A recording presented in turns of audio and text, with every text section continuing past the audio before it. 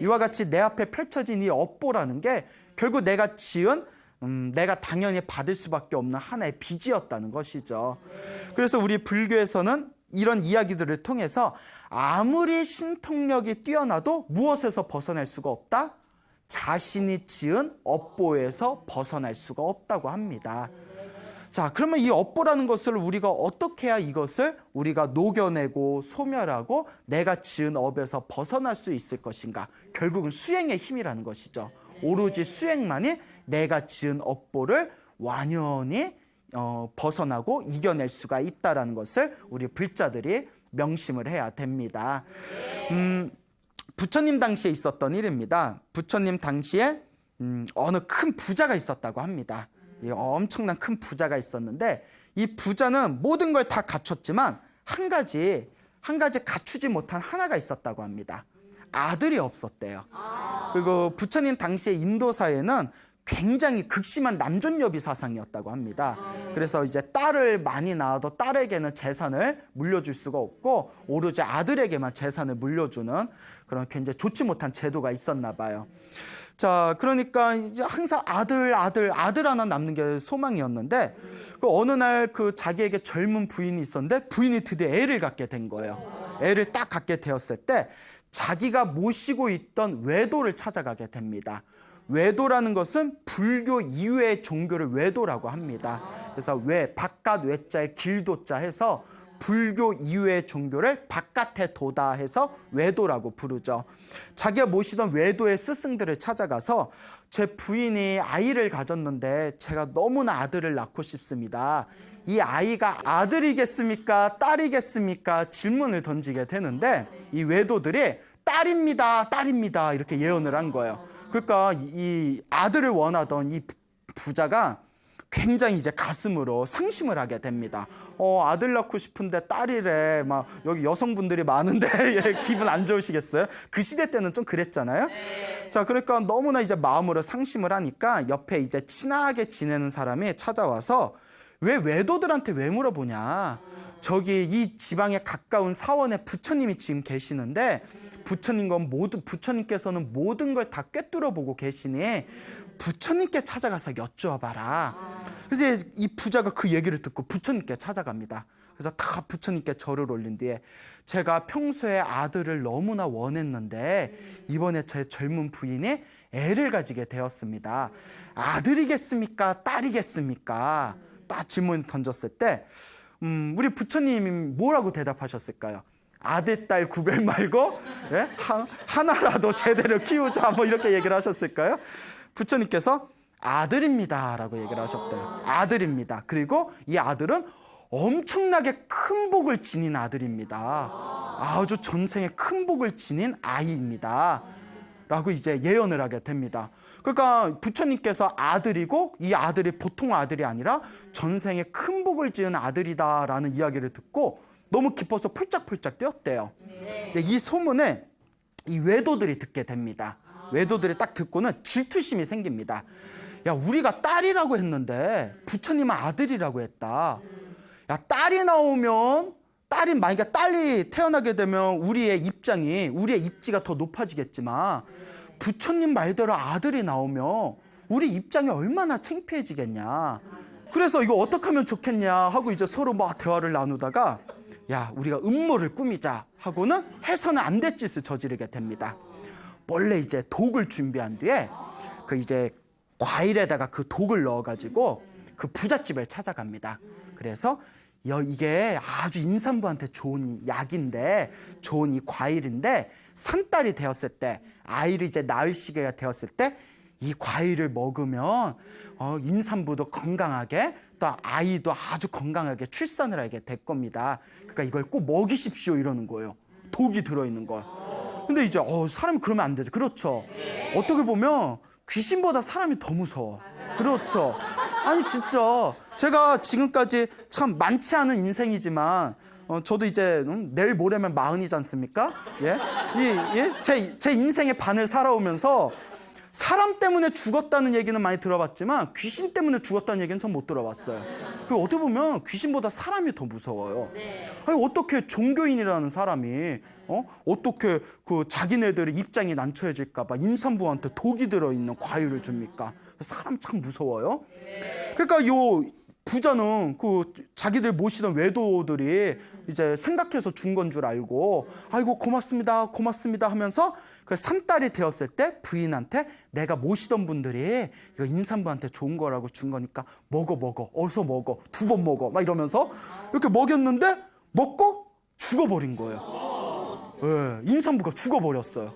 그러니까 딱 죽어버리니까 난리가 난 거예요. 막 그 장자도 어떻게 내 사랑하는 부인이 이렇게 죽을 수가 있니 없니 하늘은 나에게 왜 이런 시련을 주시니 많이 왜 죽어야 되니 많이 막 이러면서 난리가 났을 때 외도들이 지들이 사고 쳐놓고 거리에 나와서 뭐 홍보를 합니다. 뭐라고 하냐면 보라 부처님께서 저 부자의 아내를 가리켜서 분명히 아들을 낳을 거라고 했는데 아들을 낳을 거라 예언했는데 아들은커녕 부인까지 목숨을 잃고 말지 않았냐. 부처님이 무슨 영험이 있냐. 부처님도 저렇게 모자른 얘기를 한다. 부처님이 무슨 영험이 있냐 이러면서 거리에서 막 부처님을 비방하는 광고를 하게 됩니다. 우리 입장에서도 내가 모시던 그런 어떤 스승님이 있는데 부처님인데 부처님한테 부처님 제 아내가 아이를 가졌는데 아들일까요 딸일까요?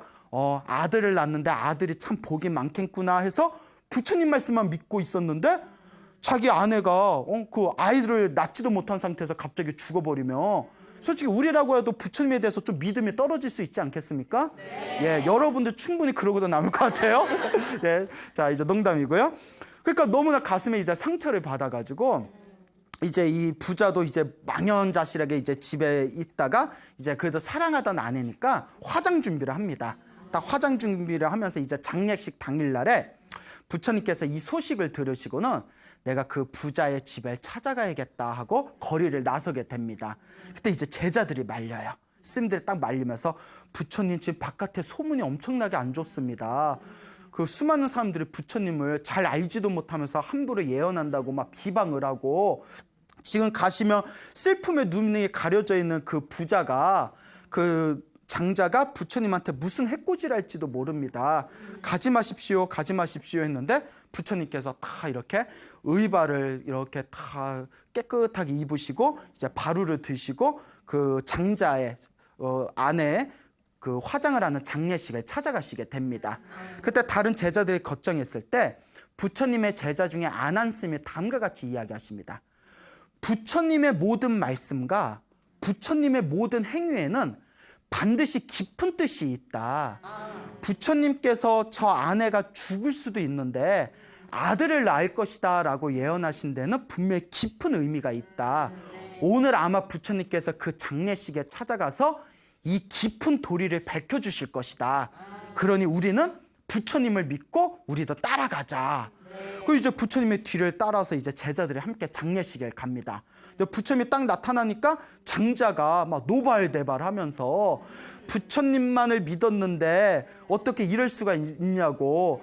난 너를 믿었던 만큼 막 이렇게. 예? 여하튼 그래서 나 그렇게 부처님을 믿었는데 어떻게 이럴 수가 있냐고. 이렇게 나의 뒤통수를 칠 수가 있냐고.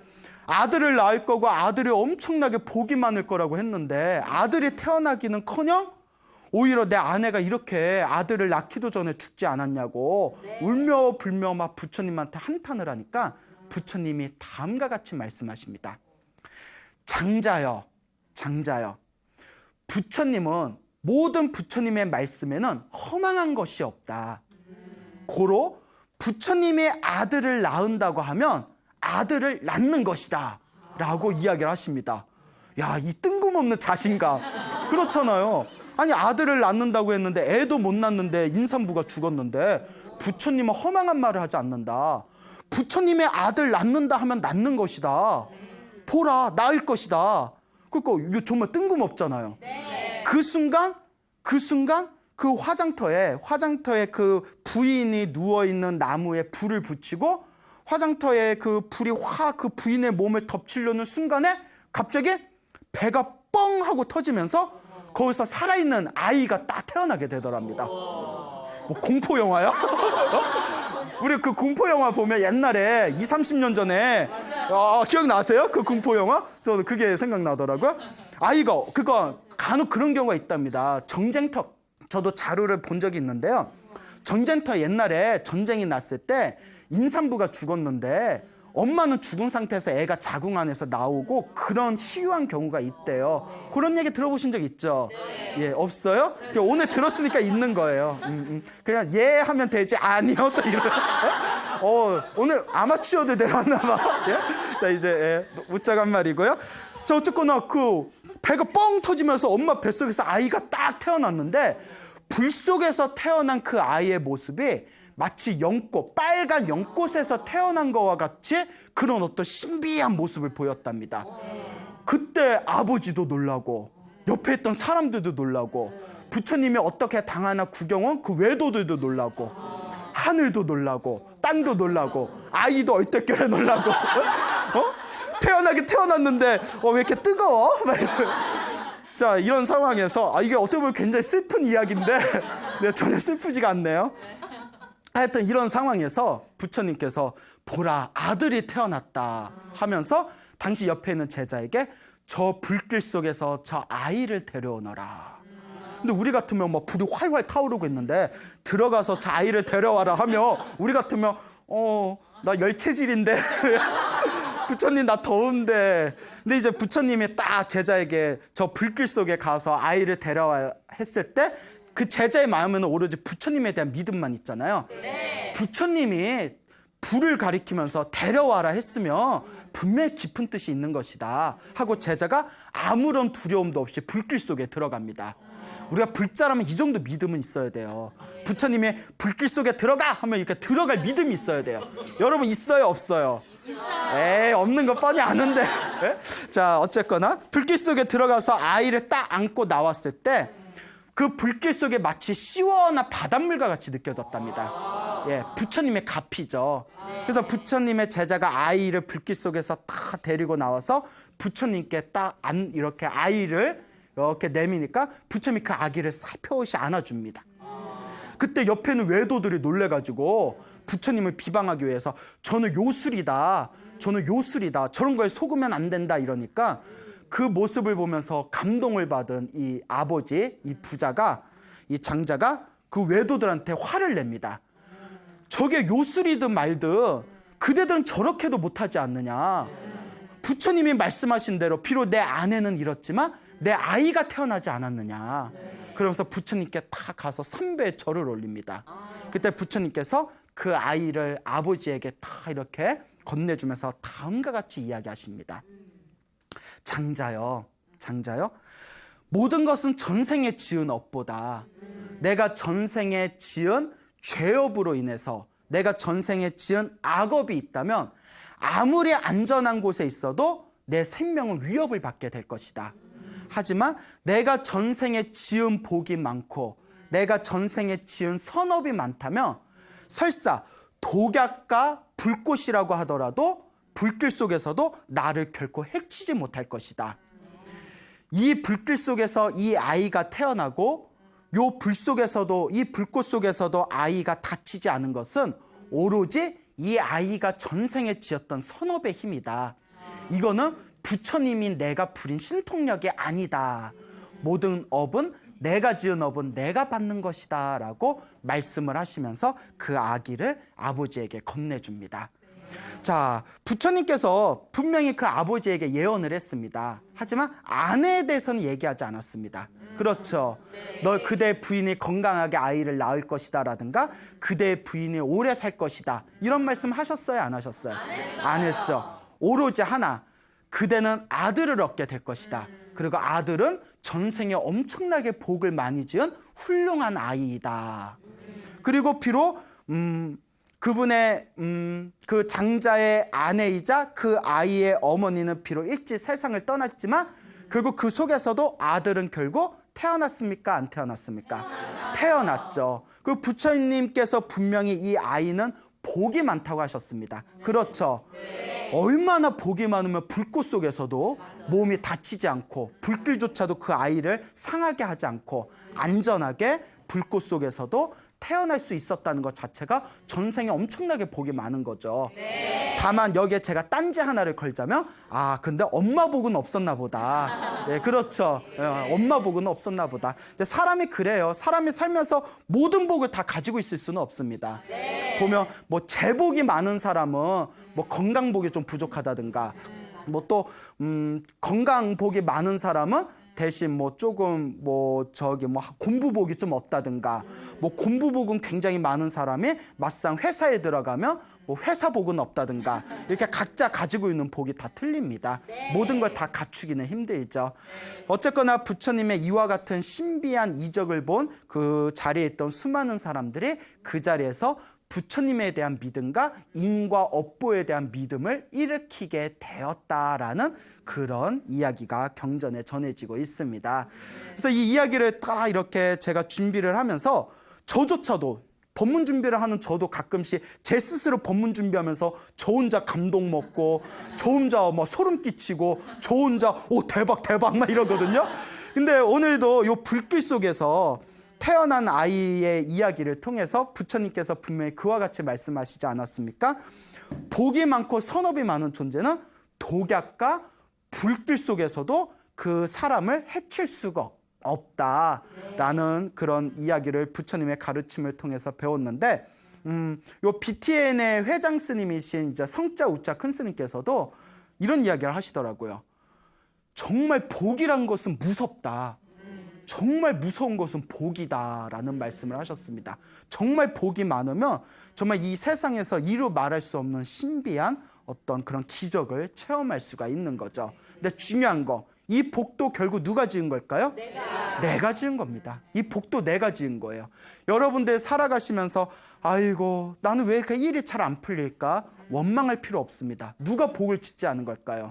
그렇죠. 그 옛날 우리 조상님들 그런 말씀 하시지 않습니까? 뭐 이렇게 살아가면서 안 좋은 일이 생길 때 아이고 내가 지지리도 복이 없어가지고 그러니까 무의식 중에 당신이 아시는 거예요. 내가 지어놓은 복이 없구나. 근데 정말 복 없는 사람의 특징이 뭔지 아세요? 자신이 복이 없어서 일이 안 풀린다는 걸 알면서도 그래도 무엇을 안 짓는다? 복을 짓지 않아요. 정말 복 없는 사람은 복 지을 기회가 있는데도 복을 안 짓습니다. 그러니까 평소에는 이런 법문 듣고 막 좋은 책 보고 그리고 마음속으로 내가 복 지어야지 하다가도 눈앞에 빡 복 지을 기회가 있으면 내가 평소에 복 지어야지 해놓고 복을 짓는다 안 짓는다? 복을 안 짓는 거예요. 이게 정말 복 없는 사람들의 특징이래요. 근데 우리 주변에 보면 정말 행복하고 편안하게 살아가고 그리고 자기가 원하는 일을 쉽게 얻어가는 사람들을 보면 우리가 그런 사람들을 전생에 나라를 구했나? 이런 표현 쓰지 않습니까? 이런 게 우리 생활 속에 내가 복을 지어야 되는구나. 내가 복 지은 대로 인과 업보를 받는구나. 이런 게 우리 생활 속에 이렇게 다 펼쳐져 있는 것이죠.